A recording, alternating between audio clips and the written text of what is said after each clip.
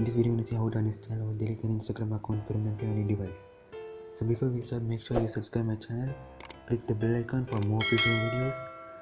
So once I want to uninstall the right bfun, so you have to go for your web browser and type the Insta.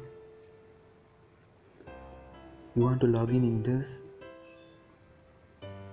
So yeah, I have done the login. So now I'm logging in. Just click not now, and you have to go for settings, and then you have to go to which is more like help centers and make it clear for you. So once you go into help center, just click on I'll change the language.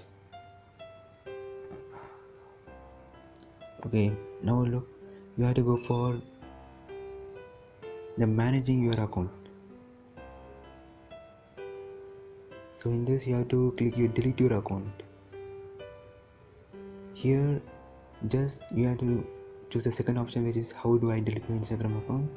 Then they will give a link which is go to your delete your Instagram account page. Just click on that and they will ask you why you're deleting.